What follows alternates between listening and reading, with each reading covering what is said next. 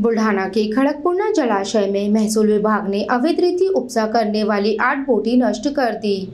देऊलगांव राजा तालुका के गारखेड़ और मंडप गांव में स्फोटकों से बोटी तोड़ी गई। कार्रवाई रात 8 बजे तक चली।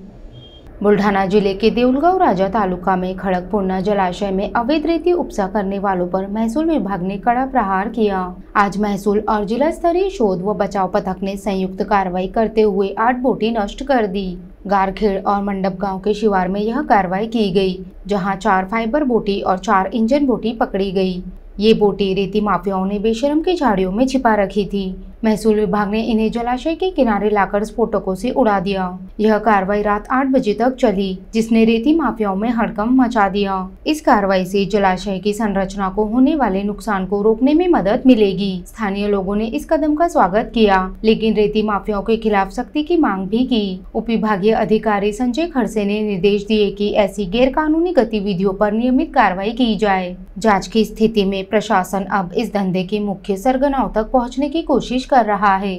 देऊळगाव राजा तालुक्यामध्ये खडकपूर्णा धरण आहे, त्याचा खूप मोठ्या प्रमाणावर विस्तार आहे आणि बोटीच्या सहाय्याने अवैध रेती उपसा होण्याच्या अनेक तक्रारी या ठिकाणी प्राप्त होत आहेत।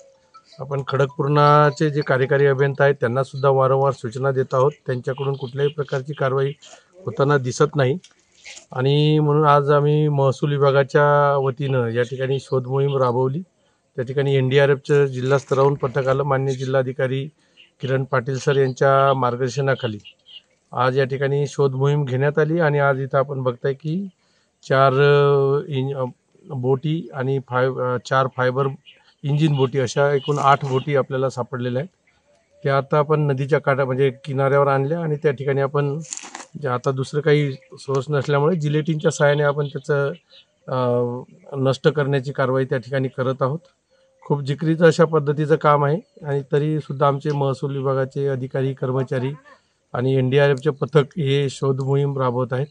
आत्तापर्यंत जवळपास आम्ही 31 बोटी फोडलेल्या आहेत आणि ह्या 8 जर केल्या तर अशा 39 बोटी या 2 वर्षामध्ये फोडण्याचं काम किंवा नष्ट करण्याचं काम महसूल विभागाकडून करण्यात आलेलं आहे।